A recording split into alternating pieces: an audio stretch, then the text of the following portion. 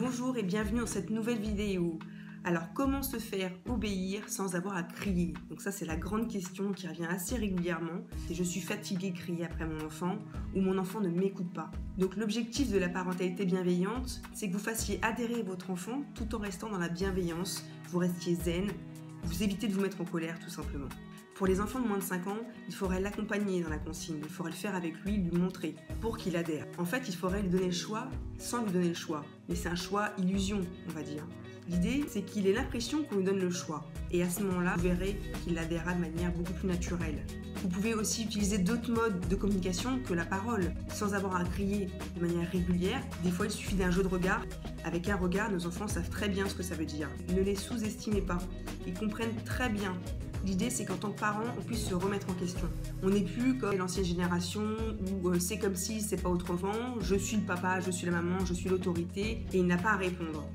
Clairement, les choses ont changé. Il faut aussi respecter l'enfant qui a ses idées, ses façons de voir les choses, en fonction de son âge bien entendu. Donc l'idée, c'est d'être dans l'empathie dans un premier temps.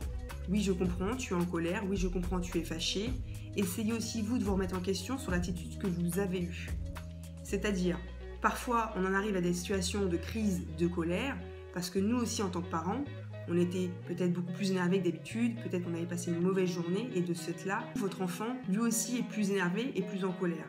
Les enfants sont beaucoup dans l'observation, on est quand même dans un rôle de mimétisme, ils nous copient.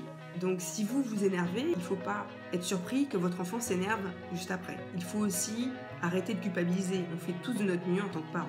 On n'est pas parent, on le devient. Donc c'est un travail, on apprend tous les jours. Et c'est important de se remettre en question et éventuellement de jauger et d'adapter notre attitude. Et d'analyser que finalement, oui, aujourd'hui c'est vrai que je suis rentrée plus énervée, plus fatiguée, plus stressée, j'avais pas envie. Je suis rentrée trop tard, du coup j'ai été pressée et de ce fait-là, ça a généré du stress et votre enfant est énervé. Alors on va prendre l'exemple du retour à la maison lorsqu'on rentre du travail.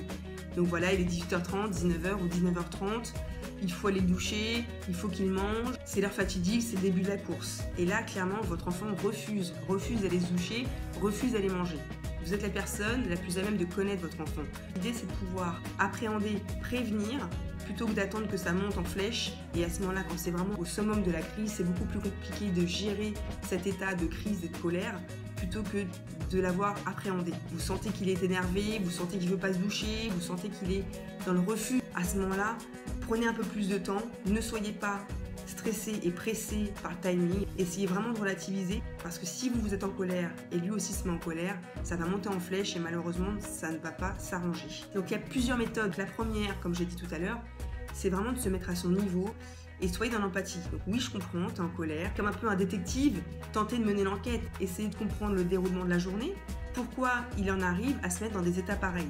L'idée, c'est d'essayer de comprendre d'où vient cette colère. Vous gagnerez du temps et de l'apaisement et de la sérénité plutôt que de monter dans les tours en disant écoute, c'est moi qui décide, c'est maintenant, c'est pas après, et finalement d'être dans l'autorité totale.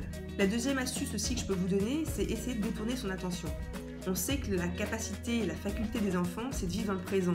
La notion d'hier et du lendemain, jusqu'à un certain âge, c'est un peu compliqué, c'est flou pour eux. Donc clairement, profitez de cette faculté qu'ont les enfants à vivre le présent. Vous savez, on a tous l'exemple quand ils se blessent, quand ils sont en bobo, c'est la panique à bord, ils sont dans tous leurs états, ils pleurent et généralement, qu'est-ce qu'on fait? On détourne leur attention. On parle d'un moment qu'ils ont apprécié tout particulièrement récemment et on sait que ça va les apaiser, ça va détourner leur attention du problème. Et ça marche. C'est exactement le même principe. Essayez de détourner par rapport à des faits, par rapport à une petite histoire ou une petite chanson que vous savez qu'il apprécie tout particulièrement pour pouvoir détourner son attention du problème à l'instant T. Et ensuite, une fois que tout ça se sera calmé, rediscuter ensemble du problème. Mais sur le coup, ça ne sert à rien de monter dans les tours et d'appuyer là où ça fait mal. Vous n'allez pas résoudre le problème. Donc, puisque votre enfant vit dans le présent, l'idée aussi pour résoudre des conflits sur aller au lit, sur aller manger, aller se doucher, c'est aussi l'aider à se projeter. Si on reprend l'exemple d'aller se doucher, s'il ne veut pas, peut-être l'aider à se projeter. Après la douche, il y a la petite histoire que va te raconter maman ou papa. Et en fait, du coup, ça va le motiver. Il sait qu'il y a un après. Parce qu'en fait, comme il focalise son instant présent et que là, la douche, à ce moment-là, ça ne l'intéresse pas, il n'a pas envie d'y aller, il faut l'aider, l'accompagner à penser sur ce qu'il y a après. Donc, dans votre rituel à vous, donnez-lui les bons moments qui sont prévus. Pareil pour le coucher, s'il refuse peut-être, il serait intéressant de parler avec lui de ce qui l'attend demain.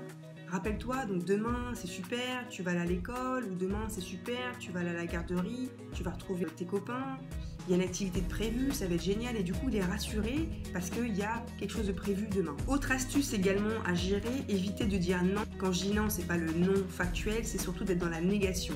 N'oubliez pas qu'ils nous imitent. Donc si vous dites non en permanence sans leur donner d'explication, ou on est dans le non de manière systématique, ne soyez pas surpris qu'à leur tour ils l'utilisent pour vous et qu'ils disent non, je ne veux pas aller me coucher, non, je ne veux pas aller à la douche. Ils ont la même démarche. Par exemple, si au moment d'aller se coucher, il veut absolument regarder la télé, évitez de dire non. Peut-être que vous pourriez vous exprimer d'une autre manière en disant la télé, ce sera pour plus tard. Aussi, vous pouvez lui demander de quoi as-tu besoin pour aller au lit maintenant. Ça, c'est une vraie question. Et on sous-estime nos enfants, on pense les connaître par cœur, mais parfois il suffit simplement de leur poser la question. Ils veulent tout simplement qu'on les accompagne pour aller au lit, ils veulent une histoire supplémentaire, ils veulent qu'on leur allume la veilleuse, ou alors tout simplement ils veulent un gros câlin avec maman ou papa. Et en faisant tout ça, vous verrez, vous gagnerez du temps. Déjà, on sera sur un discours beaucoup plus pacifique, plutôt que de devoir absolument batailler et insister sur votre autorité parentale. Donc vraiment, en fait, l'idée c'est qu'il faut absolument que vous preniez conscience qu'il faut prendre du temps. Et plus vous serez pressé, et malheureusement, moins bien ça se passera. Les enfants le ressentent. Pour finir cette vidéo, je voulais vraiment insister sur votre bien-être. Donc c'est pour ça que c'est hyper important de prendre soin de soi, car on passe pas toujours des bonnes journées, on n'est pas toujours de bonne humeur. Donc à vous aussi de gérer vos émotions, de savoir que si vous rentrez dans un tel état, vous savez que vous n'allez pas récolter du positif, peut-être essayer de faire un tour de pâté de maison supplémentaire avant de rentrer. Faites le tri dans vos émotions. J'espère que cette vidéo vous a plu, n'hésitez pas à laisser un commentaire pour qu'on puisse échanger sur de nouveaux sujets. Je vous dis à très bientôt pour une prochaine vidéo.